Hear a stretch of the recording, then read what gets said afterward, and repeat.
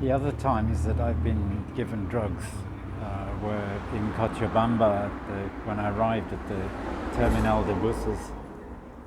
Um, after Aurora, someone dosed me with an opioid. That was an interesting experience. He said you chew coca, and I told him, yeah, I chew coca, and I told him I was studying logic and I was hoping to get in touch with some Aymara in El Alto and do stuff with them with computers and logic and things like this.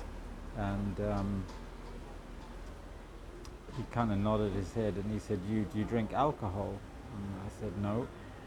And he said, well, I said, is it this?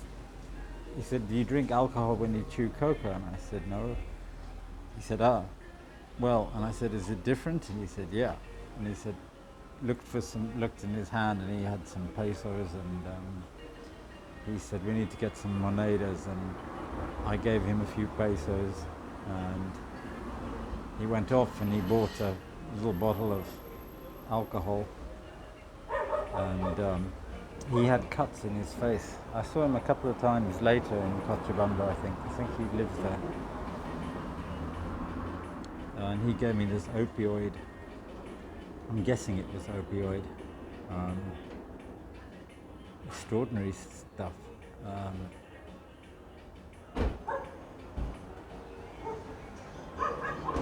don't know if I want to go into all that right now.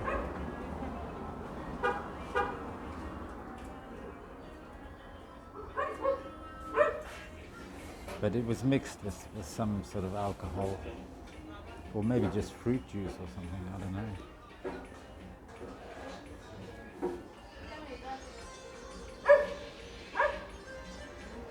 I think if I think about that a bit more before I'll just do a better job of describing it. I don't want to go through this too often. And then later, when I went back to Cochabamba, and the first time I got onto Facebook, and I was communicating particularly with Anna Barge in Shropshire. She still lives in Ludlow, I hope. I think I was dosed for something there, maybe LSD, but I had some really seriously disjointed time experiences while I was trying to DM her on Facebook and things. It was really bizarre, absolutely bizarre.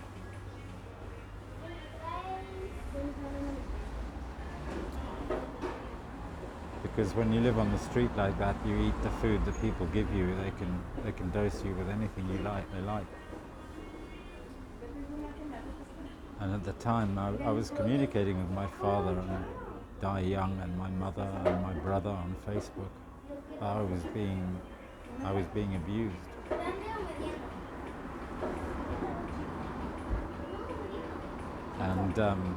And they just didn't take it seriously. They thought it was some kind of joke. If it was them I was communicating with.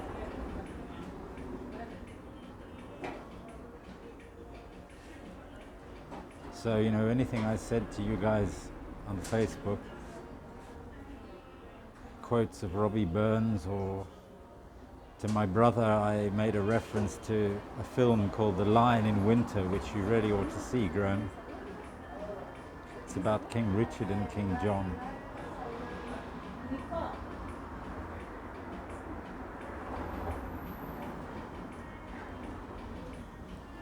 And,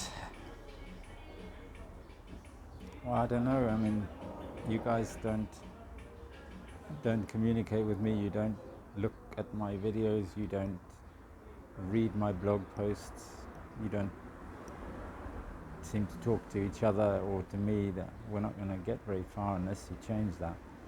I don't know what else I can do. I'm trying to get other people to help you engage with the problem.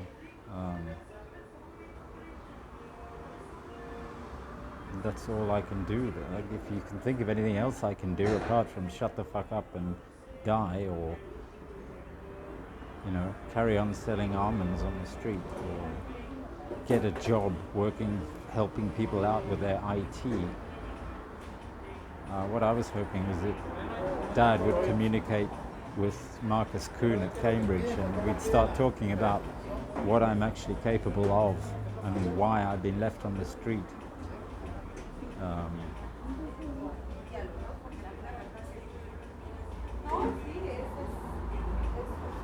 That would be, I think, a better way to go. That's much more normal, much more.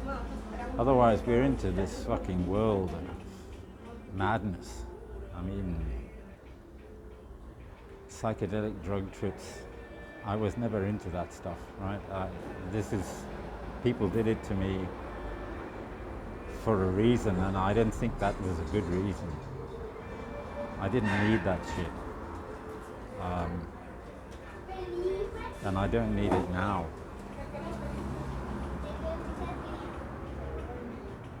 I mean, I know a lot of people have drugs problems, and I know a lot of people have problems of, well, I don't know.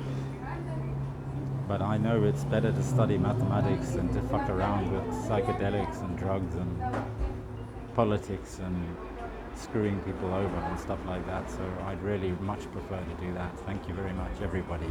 That's enough for now.